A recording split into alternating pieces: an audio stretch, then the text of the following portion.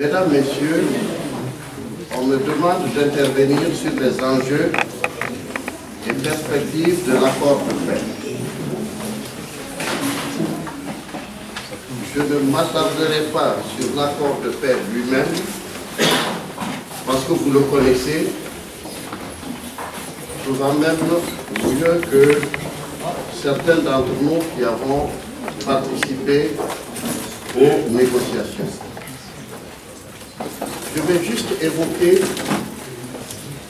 un certain nombre de choses. L'accord de paix qui est signé par toutes les parties aujourd'hui, et cela depuis le 20 juin 2015, est un élément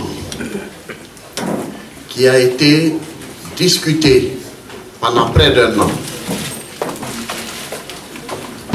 Ce qui caractérise cet accord de paix, c'est qu'il a été, durant toute la période de négociation, largement partagé par toutes les parties maliennes.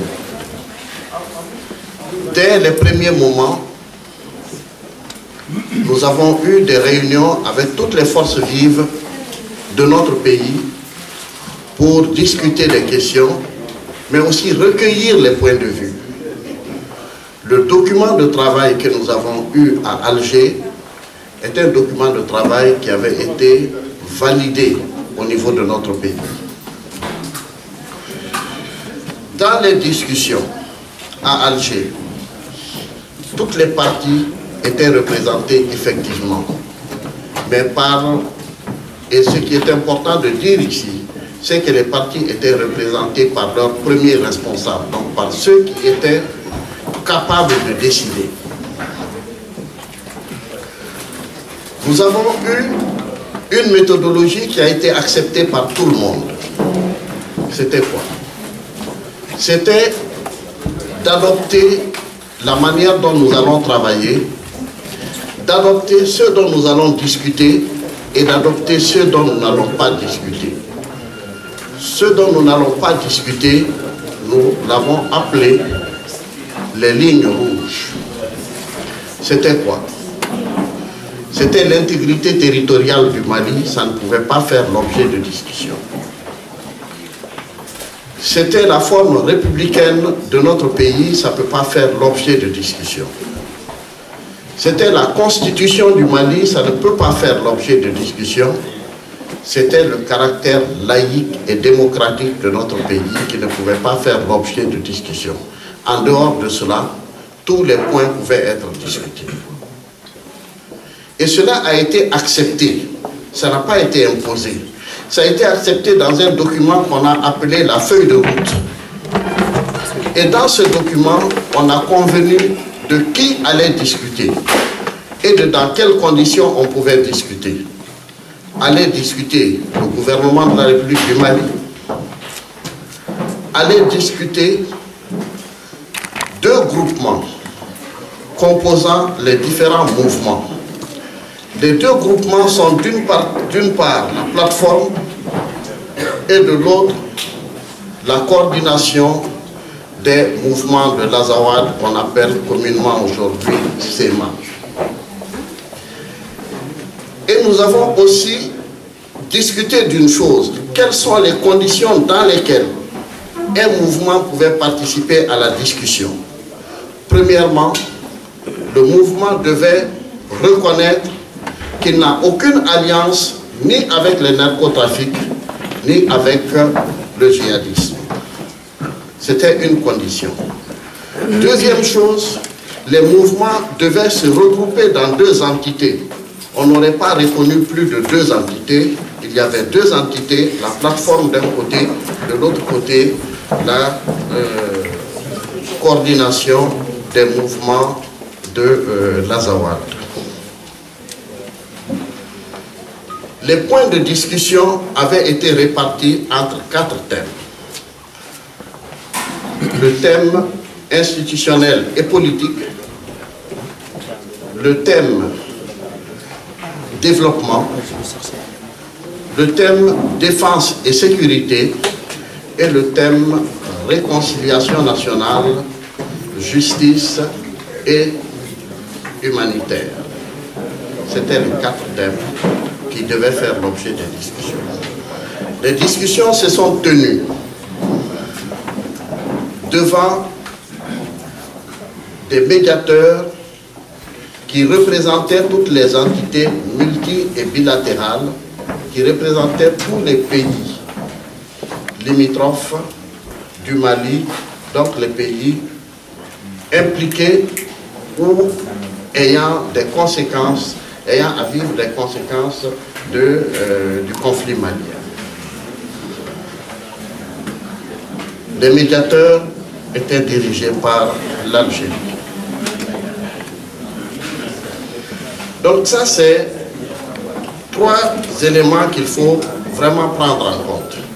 Une discussion inclusive, c'est-à-dire qu'à aucun moment de la discussion, notre pays, dans ses composantes essentielles, ne peut dire n'avoir pas été informé de ce qui était discuté. Et chaque fois qu'on avait une avancée, nous sommes venus consulter. Deuxième chose, les partis qui discutaient étaient convenus de ce que certains points ne feraient pas l'objet de discussion parce que ces points étaient indiscutables. Et que ceux qui allaient discuter tous reconnaissaient être contre le narcotrafic, être contre le terrorisme, être contre le djihadisme sous toutes ses formes. Ça, c'était les conditions. Et c'est sur ces bases que nous avons discuté et convenu d'un accord. Cet accord dont nous avons convenu contient 7 titres, 20 chapitres et 68 articles. Il est explicité par un certain nombre de documents appelés annexes qui sont au nombre de 4. Donc, c'est cet accord dont la mise en œuvre a commencé au lendemain du parachèvement de la signature. Le processus de signature, il y a eu 3 étapes essentielles. Quand nous avons fini de discuter, c'était à la fin du mois de mars, nous avons convenu qu'avant de partir, on figerait le document. C'est-à-dire, on le paraphérait, qui veut dire qu'entre le moment où nous l'avons terminé et le moment où nous allons signer, aucun changement n'est plus possible. Le paraphe a eu lieu le 1er avril. Puisque c'est devenu un terme maintenant consacré, il a été parachevé le 14 mai. Donc le 14 mai, toutes les parties concernées avaient paraphé le document. Il a été signé le 15 mai et la signature a été parachevée le 20 juin. Juste après le parachèvement de la signature, le comité de suivi des accords a été mis en place, a tenu sa première réunion. Nous sommes aujourd'hui à la 5e réunion du comité de suivi des accords. Quels sont les enjeux de ces accords? Le premier enjeu de ces accords, c'est de ramener la paix dans notre pays où, jusqu'à une période récente, il était difficile de pouvoir se déplacer en sécurité, personne et biens sur le territoire de notre pays. Le deuxième enjeu, c'est de nous permettre maintenant de nous occuper des questions de développement qu'on n'a pas pu régler de manière utile depuis le début du mandat du président de la République. parce que nous fonctionnons quand même en termes de mandat. Nous sommes aujourd'hui à la fin des 2 ans. Nous sommes pressés d'aller de l'avant. Il faut régler un certain nombre de questions qui ne peuvent pas attendre. Donc, le premier enjeu des accords, c'est au moins de pouvoir parler maintenant de développement, de pouvoir démontrer qu'il est inacceptable de continuer à entretenir l'insécurité. Tant qu'on n'avait pas signé, on n'aurait pas été dans cette situation. Les perspectives de l'accord. Les perspectives de l'accord, c'est de sortir de ce cycle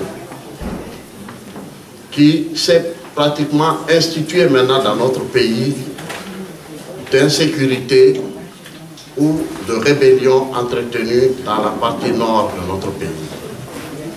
C'est cela. C'est la perspective fondamentale, c'est cela. Et l'objectif fondamental, c'est d'amener notre pays à fournir à ces populations les besoins fondamentaux et à consolider les capacités de notre pays de développer toutes ces potentialités, tant économiques, culturelles et sociales. Voilà, mesdames, messieurs, pourquoi il a été important d'aller vers une signature des accords. Maintenant, une question qui se pose souvent ou que la presse relaie beaucoup, c'est le fait que la mise en œuvre des accords est arrêtée. Je dois dire ici et fermement que ce n'est pas vrai. La mise en œuvre des accords continue, elle n'est pas arrêtée. Les instances qui doivent faire la mise en œuvre des accords ont été mises en place. C'est la coordination nationale pour la mise en œuvre des accords dont le coordonnateur a été nommé. Il devait être avec moi ici ce matin. Pour certains d'entre vous qui le connaissent, c'est le ministre Nassine Bouhari qui a été à un moment donné ministre de l'économie et des finances de notre pays. C'est lui qui assure la coordination du secrétariat permanent de la mise en œuvre de l'accord, qui lui-même est présidé par M. le Premier ministre Modibo Keïta. Qu'est-ce qui a été fait depuis? Les structures qui doivent assurer le suivi ont été mises en place. C'est vrai qu'il y a eu dans le Nord un certain nombre de perturbations de la situation sécuritaire. C'est vrai que, chose nouvelle, dans le sud de notre pays, il y a eu des attaques et des agressions. Dans le centre de notre pays, il y a eu des attaques et des agressions. Première chose qu'il faut dire, les attaques et les agressions dans le sud et dans le centre de notre pays ne sont pas le fait des signataires de l'accord. Ça, c'est une chose importante qu'il faut dire. C'est le fait de mouvements, de groupes armés qui, au nom de certains idéaux qui ne sont pas toujours assumés, se croient le droit d'attenter à la sécurité et parfois même à la vie de certains de nos compatriotes. Une autre chose importante à indiquer, c'est que depuis la veille de l'Aïd el-Fitr, des perturbations ont eu lieu dans le nord de notre pays, notamment dans la région de Kidal, perturbations qui ont débouché sur un accrochage et des oppositions même entre deux des signataires de l'accord. C'est cela qui inquiète, c'est cela qui n'est pas acceptable. il n'est pas acceptable, et c'est arrivé pour la première fois à la veille de l'Aïd el-Fitr. Il n'est pas acceptable que ceux qui ont signé l'accord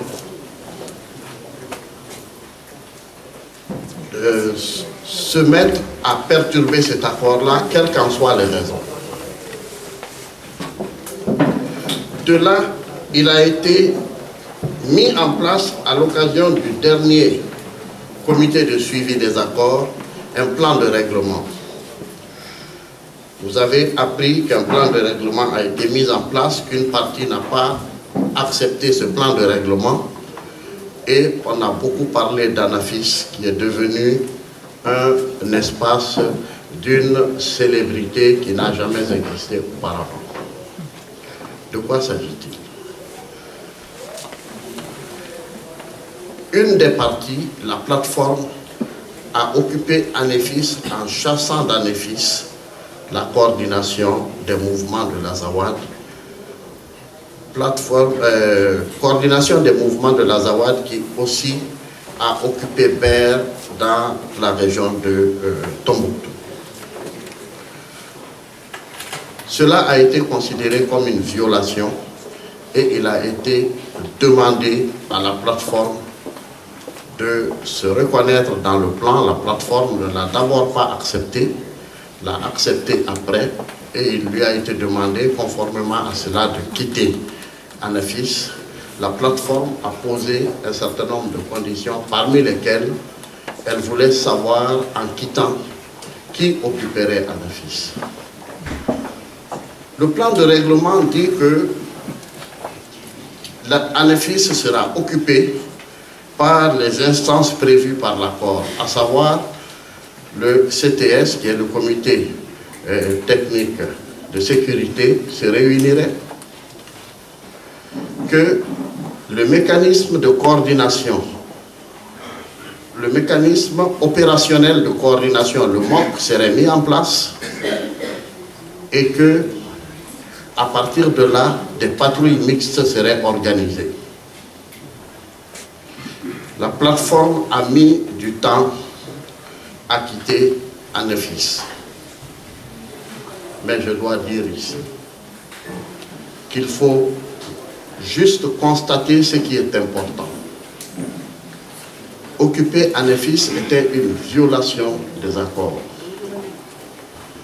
Cela a été dénoncé et il a été demandé à la plateforme de quitter instamment Anefis et sans condition.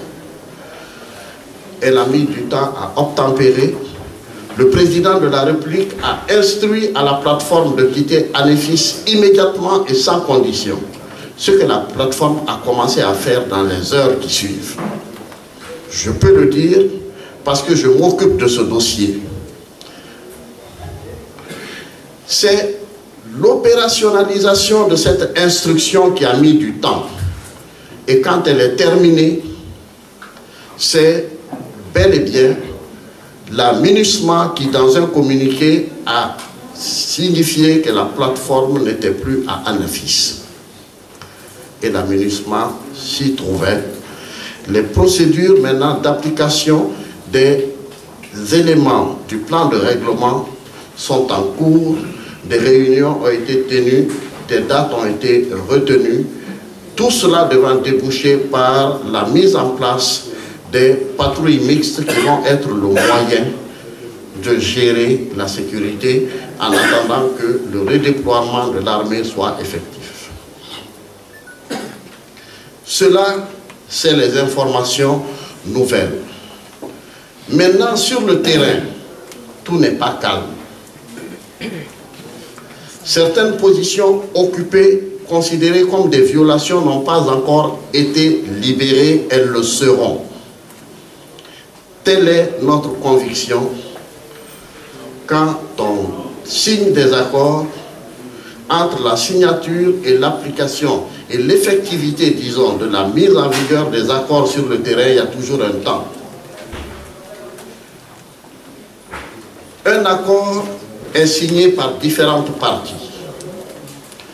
Si une des parties signataires n'est pas là, tant que ce constat n'est pas fait d'une certaine manière et des dispositions prises pour pouvoir continuer sans celui-là, on ne peut pas derechef continuer. Nous sommes dans cette situation. Nous sommes avec la communauté internationale qui nous accompagne. Nous sommes en train d'appliquer un certain nombre de dispositions de l'accord avec tout le sérieux, avec toute la sincérité. Je peux vous dire ici que le président de la République pour lequel vous avez voté, dont le mandat est en cours, n'a, sous son autorité et dans son mandat, enregistré aucune violation des accords par le gouvernement de la République du Mali. Il n'y a eu aucune violation et nulle part.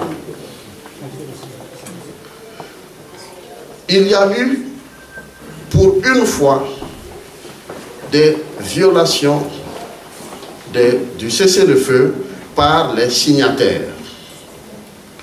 Et cela est en traitement aujourd'hui. Il y a deux manières, vous savez, d'analyser une situation. Il y a la manière qui dit que demain, il n'y a plus que la catastrophe. Il y a l'autre qui dit c'est difficile, mais demain, il n'y aura pas de raison de dire que c'est difficile, il y aura de l'espérance. Notre analyse jusqu'au bout du temps sera une analyse fondée sur l'espérance. Ce ne sera jamais une analyse pessimiste. Ce ne sera encore moins une analyse fondée sur une faiblesse. Le gouvernement du Mali est un gouvernement qui n'est pas faible. Il exécute en clairvoyance son programme. Je n'ai pas cru devoir, mesdames, messieurs, rentrer dans les articles pour vous dire ce que vous savez déjà mieux que nous. Mais ce que je peux dire, parlant des accords, c'est qu'ils sont porteurs d'innovation. Ils nous ont permis de nous rendre compte dans la gouvernance de notre pays des faiblesses qu'il y avait. De nous rendre compte et de nous confirmer de la justesse de notre choix de renforcer la décentralisation. Et nous ne l'avons pas fait par hasard.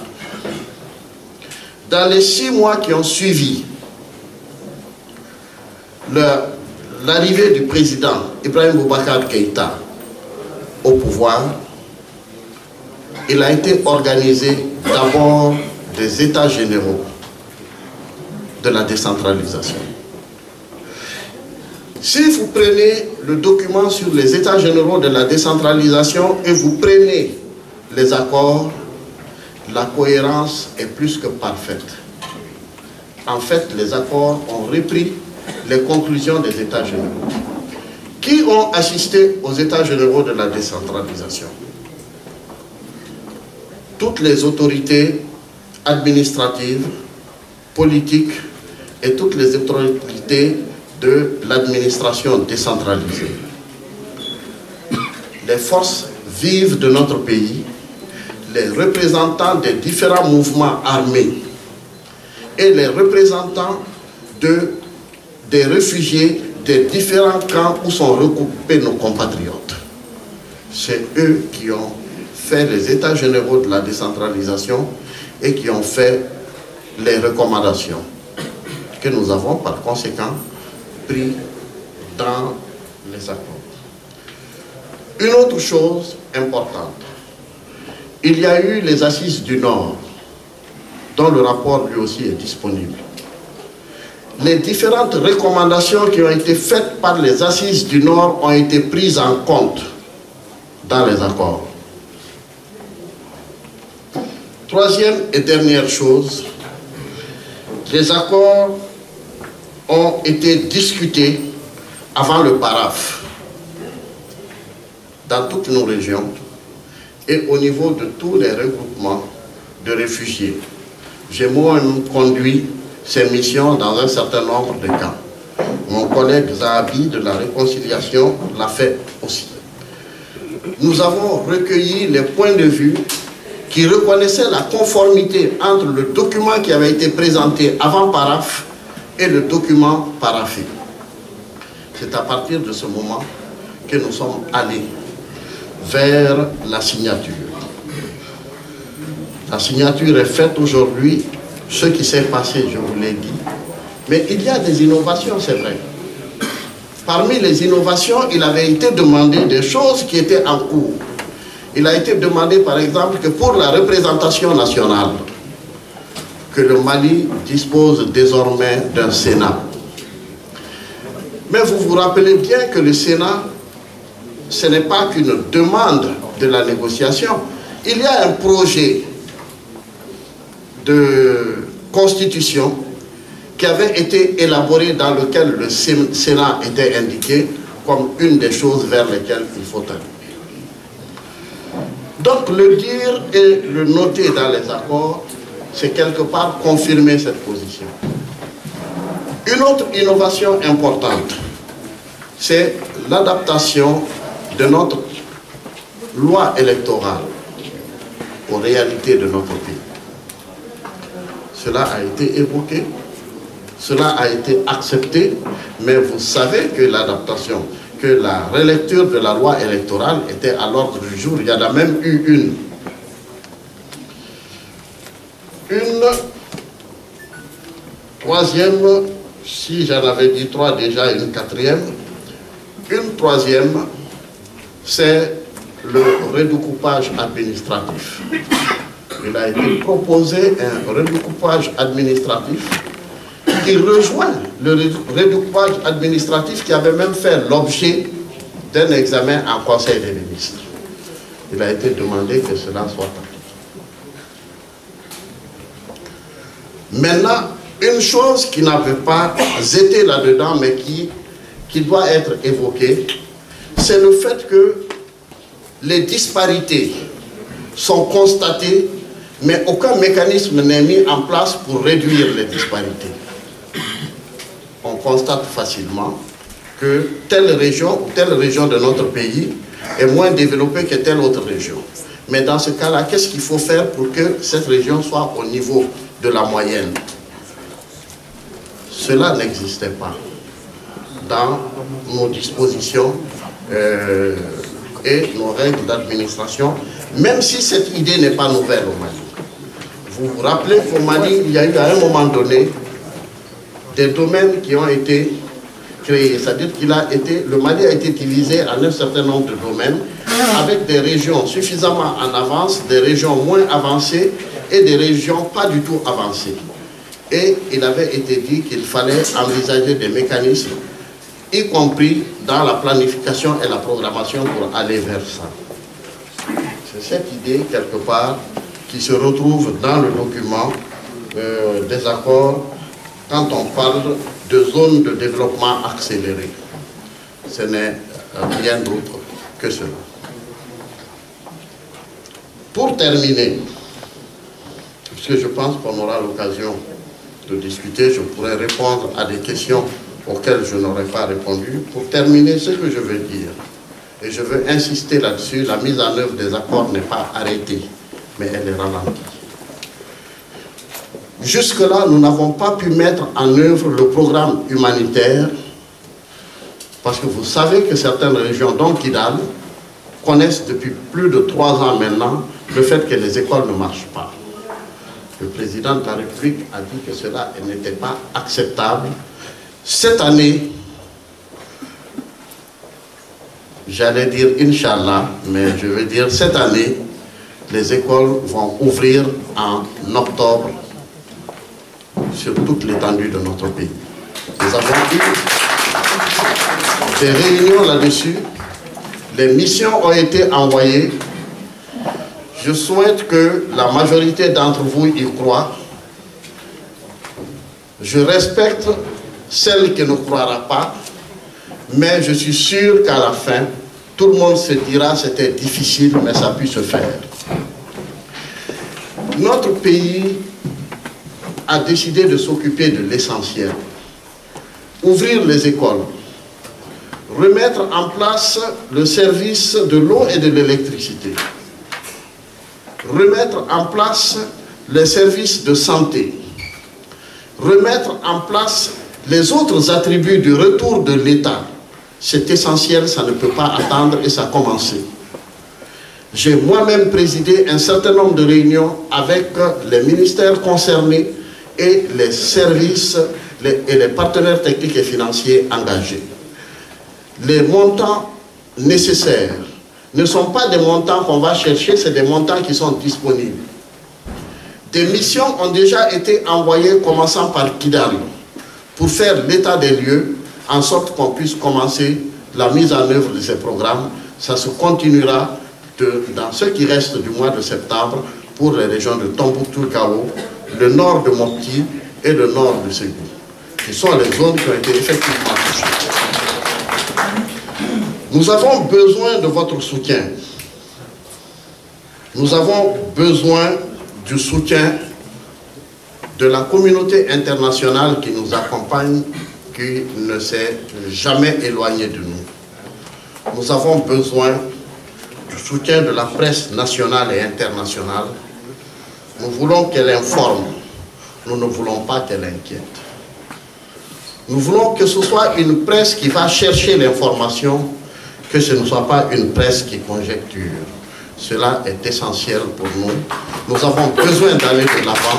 Nous n'avons pas besoin de vivre des inquiétudes forgées de toutes pièces.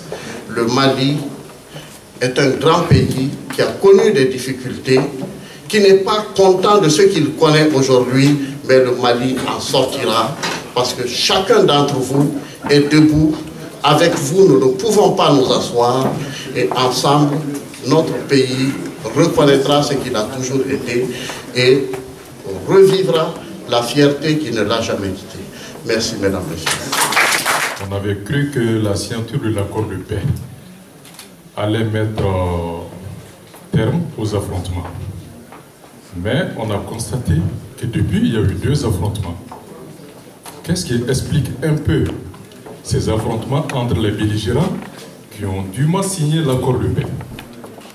Et je me demande encore, est-ce qu'il y a eu, au niveau du comité de suivi de l'accord, un processus pour pouvoir mettre terme à ces affrontements au risque de saper le processus de paix? C'est ça ma question. La signature devrait mettre un terme aux affrontements. Mais que fait la signature aujourd'hui?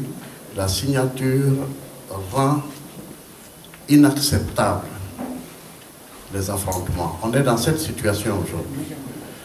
Il faut aussi se dire autre chose. C'est que tous les accords que notre pays a connus, le pacte national, les différents accords de paix de Tamanrasset et autres, ont toujours été plombés par le fait que de leur signature, au moment où personne ne les prenait plus en compte, il y a toujours eu des affrontements qui ont continué et les structures qui ont conduit les affrontements au départ n'ont jamais disparu en tant que structure. Mais qu'est-ce que cet accord a de plus que les autres? C'est qu'il a été négocié en prenant en compte le point de vue des Maliens de toutes les parties. Des représentants de la société civile sont montés à Kidal pour discuter. Des représentants de la société civile de toutes les régions sont montés à Alger pour donner leur point de vue. Et ce qui était surprenant, c'est que les points de vue étaient convergents. Maintenant, on a signé. Et qu'est-ce qui se passe aujourd'hui? Il y a des affrontements, parmi lesquels les plus inacceptables sont les affrontements de ceux qui ont signé. Et ça, c'est nouveau. Un mécanisme est mis en place pour l'empêcher. Quel est le mécanisme qui est mis en place pour l'empêcher? C'est le plan de règlement. La CTS a été conviée. La CTS, c'est le comité technique de sécurité. Il a été convié il n'a pas pu se réunir parce qu'une partie n'était pas là. Il s'est finalement réuni la semaine passée. Il s'est réuni, il a conclu que les patrouilles mixtes allaient commencer. Les patrouilles mixtes sont composées de quoi? D'une majorité des FAMA, donc des forces armées maliennes, complétées par la CEMA, des combattants de la CEMA et des combattants de la plateforme. Ils vont circuler sur le territoire et gérer la sécurité. Mais deuxième chose, que soit programmé immédiatement le cantonnement. Toutes les forces armées, non armées nationales, soient cantonnées dans des lieux où le désarmement va commencer immédiatement après. En fait, c'est cette décision qui a suivi immédiatement la réoccupation d'Anefis par la CEMA. Une réunion est prévue déjà à Bamako pour le lundi pour discuter avec tous les responsables des forces armées, des mouvements, pour leur dire qu'ils sont désormais tenus responsables de tout manquement. Parce que jusqu'à présent, nous donnons le nom des groupes, mais on ne tient pas responsables ceux-mêmes qui dirigent les groupes. Et on pense qu'il faut arriver à ça maintenant. Si c'est la CEMA, c'est les responsables de la CEMA qui doivent en répondre. Si c'est la plateforme, c'est les responsables de la plateforme qui devront en répondre. S'ils disent qu'ils ne contrôlent pas les troupes en question, en ce moment, les troupes deviennent des cibles qui vont être combattues, voire militairement. Nous ne pouvons plus rester dans cette situation telle que. Certains, dans l'assistance, peuvent ne pas comprendre toutes ces démarches. Mais ces démarches sont liées à une chose très simple. C'est que la solution du problème a été externalisée. Et pourquoi elle l'a été? Mais elle a été parce que notre pays a connu un moment où il n'y avait même plus d'État. Il fallait que l'extérieur vienne rétablir l'ordre et la sécurité. L'extérieur l'a rétabli. Maintenant, c'est avec l'extérieur que nous allons mettre en place les éléments des accords. L'extérieur suivra, mais c'est le Mali qui appliquera les accords. Pour le moment, nous avons besoin de ce cadre pour que tous avec nous soient autour d'une table et qu'on discute des manquements. Mais ça ne sera pas toujours comme ça, soyez-en sûrs. Soyez sûrs du fait que, passé la période intérimaire où les textes auront été tous adoptés, les institutions auront toutes été remises en place, le Mali reprendra à 100% le leadership dans la mise en œuvre de son développement. Ce que nous souhaitons, c'est que d'ici là, on sorte complètement de l'insécurité. Je crois que le rebondissement que nous venons de connaître et que le gouvernement du Mali a condamné, ce rebondissement-là sera parmi les derniers. Parce que ce n'est plus acceptable et nous avons atteint le niveau où tout ce que nous avions dénoncé comme manquement a démontré que, parce que ça n'a pas été pris en compte totalement, a démontré que c'était absolument vrai, y compris la situation récente que nous avons connue. Mais n'oubliez jamais une chose, ceux qui ont les armes au Mali, ce n'est pas la CEMA et la plateforme seulement. Ce sont les terroristes et narcotrafiquants. Ils ont des armes sur le territoire malien. Ils mènent souvent des opérations qui sont des opérations terroristes et qui tuent beaucoup d'innocentes personnes. Vous avez dans le centre du Mali un mouvement qui s'est improvisé être le mouvement de l'indépendance du Massina. Ce mouvement aussi essaie d'écumer une certaine partie du territoire national. Donc, ce sont ces différentes agressions du territoire malien qu'il faut voir et se dire que la solution à l'arrêt de ces agressions n'est pas à l'intérieur de l'accord. L'accord concerne ceux qui ont pris des armes contre la République, qui se sont réunis et qui, avec la République, ont signé un accord. Si nous avions pu régler cette question-là, ensemble, on aurait pu faire face aux djihadistes et autres. Mais que fait l'État malien aujourd'hui? Il fait face aux djihadistes et en même temps, il essaye de régler cette question-là jusqu'au moment où il lui sera démontré qu'un règlement pacifique n'est pas une solution. En ce moment-là, le gouvernement malien prendra ses responsabilités. Je ne crois pas que nous en viendrons là. En tout cas, de ce que je vis jusqu'à présent dans les négociations, nous n'en arriverons pas là. L'étau se resserre et très bientôt nous sortirons de ça pour nous occuper des préoccupations totalement de développement. C'est ce que je voulais ajouter à ce qui a été dit tantôt. La question s'adresse au ministre Konaté, puisqu'elle porte sur un des aspects des accords de paix. Cet aspect concerne la notion d'Azawad. L'Azawad, je cite, c'est pas de mémoire, je crois que fidèlement, est reconnu comme étant une réalité socio-culturelle, mémorielle et symbolique, ce qui correspond tout à fait aux revendications politiques des ex-séparatistes du mouvement national de libération de l'Azawad. Alors, n'avez-vous pas eu crainte, au moment des négociations, de cautionner une imposture historique et une forfaiture politique, compte tenu du fait que l'Azawad n'a jamais eu de réalité politique?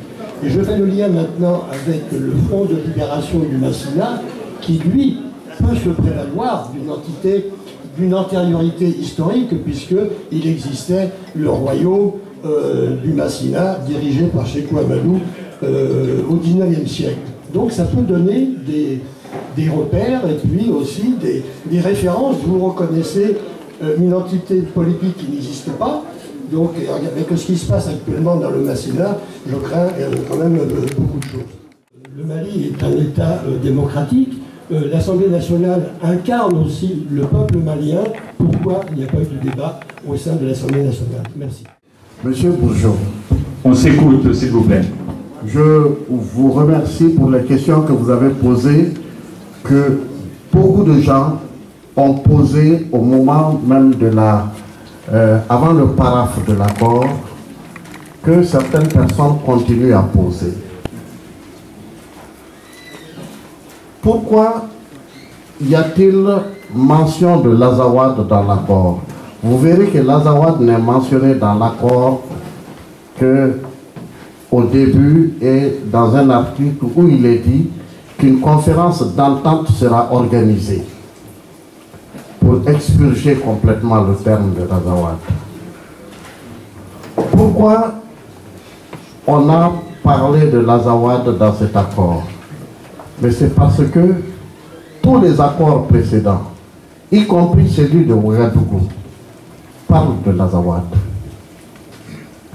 Il était donc difficile d'ignorer les accords que nous avons signés dans lesquels on parle de l'Azawad. Voilà la raison. Maintenant, la conférence d'entente pourra régler définitivement cette question-là. Je ne crois pas que le fait de parler de l'Azawad peut nous amener vers un risque vraiment et de manière directe par rapport à ce qui se passe actuellement au Massina. Ça peut, si on est faible. Et ce n'est pas une faiblesse militaire, c'est une faiblesse intellectuelle et de conviction. Vous savez, je connais le Massina. Quelqu'un ne peut pas se prévaloir de ramener la dîna au Massina quand il ne fait même pas ses prières régulièrement. Il y a certaines choses qu'il faut qu'on puisse se dire aussi quand on discute. Je ne pense pas au Mali le risque de voir cette position du Massina prospérer au point qu'elle puisse créer les difficultés que nous avons connues avec l'utilisation de l'Azawad. Vous savez, historiquement, l'utilisation de l'Azawad a été une concession que certains des membres du groupe armé qui à l'époque s'est prévalu de l'Azawad que certains membres ont fait à d'autres. Parce que l'Azawad, vous connaissez très bien, vous êtes un ami du Mali, vous êtes un chercheur qui connaissait très bien le Mali et le problème malien. Votre connaissance du Mali et des problèmes maliens nous a aidés au moment les plus critiques pour faire que certaines lubies ne prospèrent pas ici en Europe. Je voudrais vous parler là-dessus. Mais ce que je voudrais dire, c'est que quand les gens ont voulu prendre l'Azawad pour appeler le mouvement Azawad, ceux qui étaient de la région de Kidal et autres avaient refusé. Ils ne voulaient pas de ce terme parce que Azawad, ça veut dire une cuvette qui est dans la région de Tombouctou, qui est par exemple à Arawan. Ils n'acceptaient pas qu'on prenne ce terme pour baptiser leur mouvement comme cela. Mais finalement, ce terme a acquis dans l'histoire de la rébellion ses lettres de noblesse.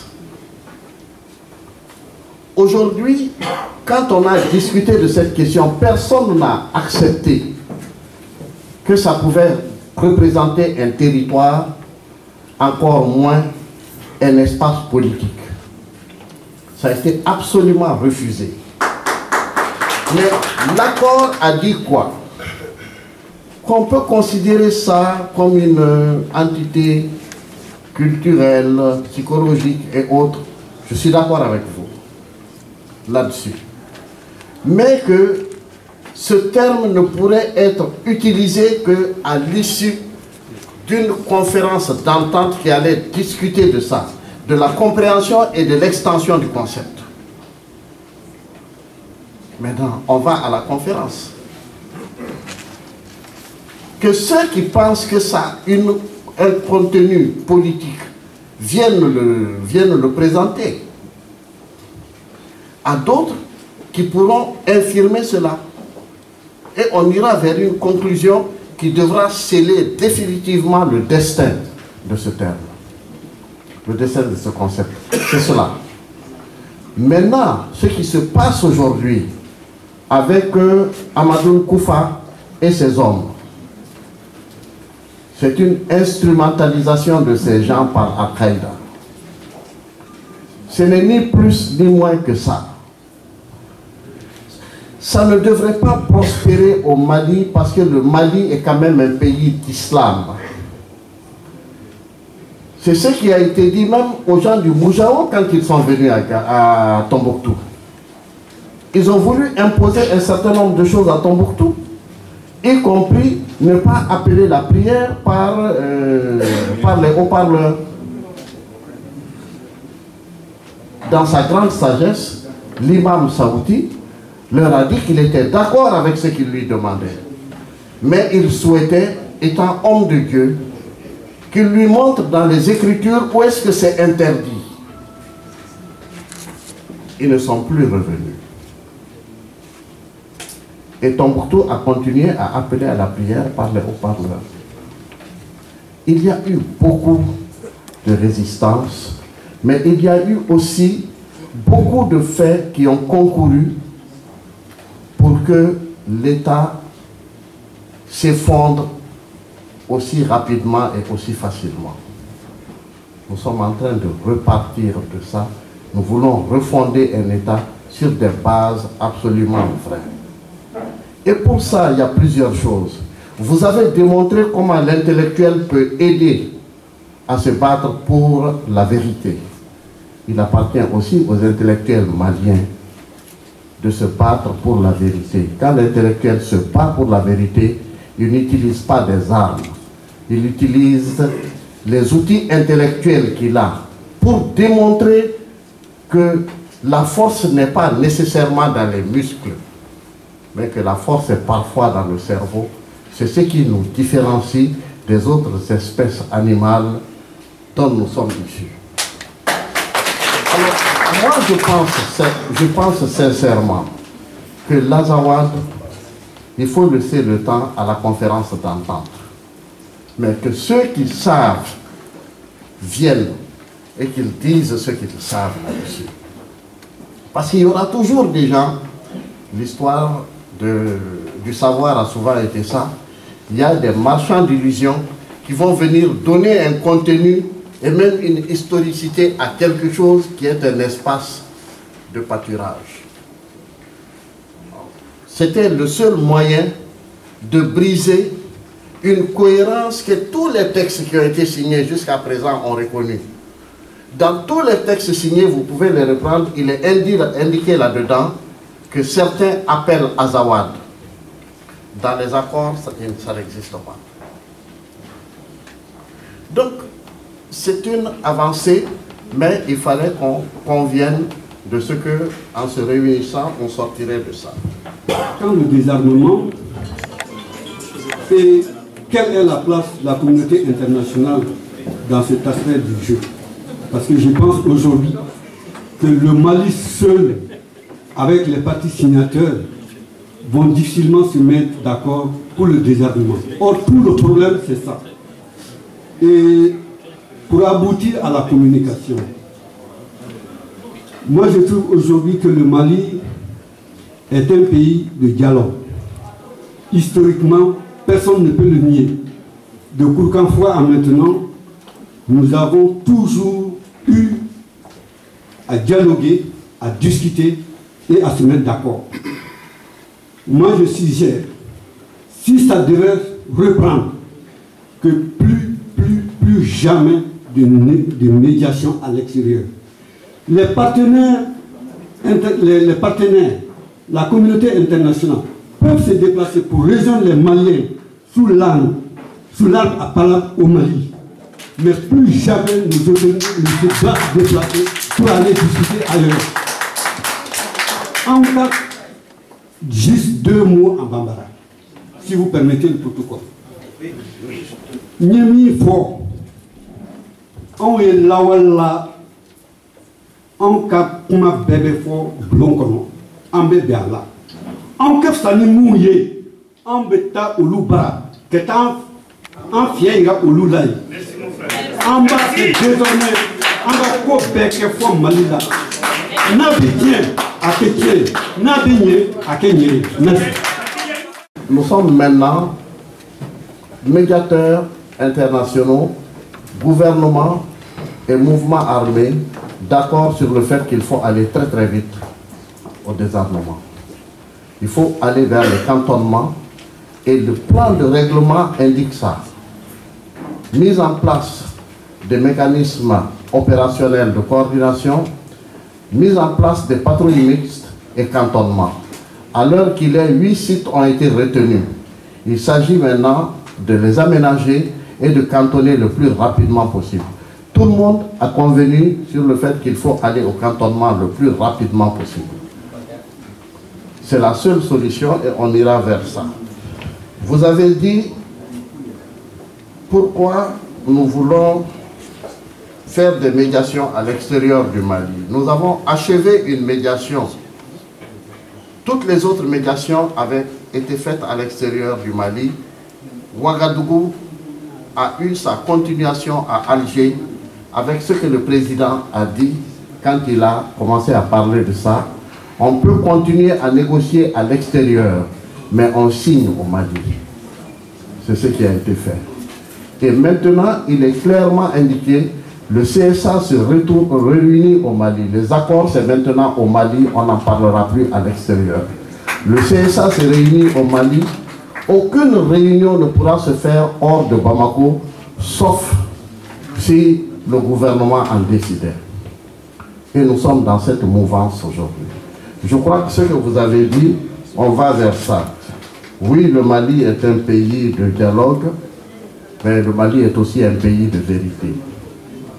Le dialogue, on dit oui, mais on ne peut pas accepter un dialogue qui ne finit pas. Et il y a des choses dont on ne doit pas discuter. Comment bébé c'est qu'à faire ça?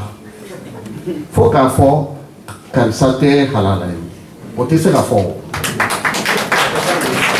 dit d'abord, on reconnaît tous d'abord qu'on est tous dignes, fils de filiation digne.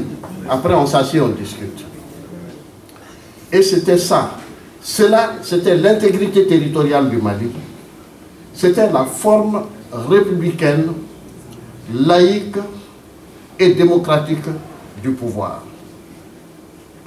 Une fois que ça s'est accepté, le gouvernement a dit qu'il est d'accord pour discuter. Et dans tous les documents, c'est ce qui s'est passé. Aujourd'hui, le préalable ayant été acquis, on ne discute plus de savoir si tel est malien ou il n'est pas malien, s'il est azawad ou il est autre chose. On est tous maliens puisqu'on a tous signé et maintenant on va de l'avant dans la mise en œuvre. C'est vraiment ce que je voulais vous répondre. Quel était le but de mon propos? C'est de dire que l'accord est une réalité aujourd'hui. Il est mis en œuvre. Il connaît ce que tous les accords connaissent. Mais il ne mourra pas de ce qui a tué nombre des accords qui ont été signés dans notre pays. Nous savons qu'il y aura toujours des tentatives de diversion. Ça, nous le savons. Mais le Mali a continué à réaliser l'essentiel. Je vais insister sur le calendrier. Les 6 premiers mois, les États généraux de la décentralisation et les assises du Nord ont été organisées. Immédiatement après, les négociations ont été faites 8 mois, allant sur 9. Nous avons signé en bouclant une année. La deuxième année, nous avons commencé la mise en œuvre. Nous sommes aujourd'hui, je dois dire, suffisamment avancés dans la mise en place des structures. Nous connaissons des soubresauts, mais personnellement, je les considère comme étant résiduels. Une bonne gestion de ces soubresauts nous permettra de continuer. Une mauvaise gestion peut ralentir énormément la mise en œuvre des accords. Nous n'en serons pas là. Nous n'avons pas voulu attendre le calme total dans notre pays pour commencer la dimension humanitaire et la dimension développement. Elle a commencé déjà, elle continuera sûrement. Avec votre appui, avec la compréhension de chacun de vous des enjeux, nous pourrons aller de l'avant parce que la première force que nous avons, c'est notre peuple. La première force que nous avons, ce sont les forces vives du Mali. Elles sont debout. Nous ne devons pas les trahir. Nous ne le ferons pas. Elles sont debout. Elles avancent. Nous avancerons avec elles, parfois plus vite, mais en étant toujours sûrs qu'elles seront avec nous. Je voudrais vous remercier tous pour la qualité de l'organisation qui a été faite ici. Vous remercier pour l'initiative. Vous remercier aussi pour la patience et l'attente. Je sais que vous êtes là depuis un certain temps. Et je voudrais en même temps remercier l'ambassade du Mali, représentée ici par le consul, et vous dire à vous tous, le Mali est debout. En 2 ans, il a fait plus qu'il ne pouvait faire, plus qu'il n'était attendu qu'il fasse. En 5 ans, il fera certainement beaucoup plus et nous parlerons du Mali et de la situation dans laquelle nous sommes dans d'autres circonstances quand nous nous reverrons. Dieu protège le Mali, Dieu vous accompagne dans ce que vous faites vous tous et merci à vous tous.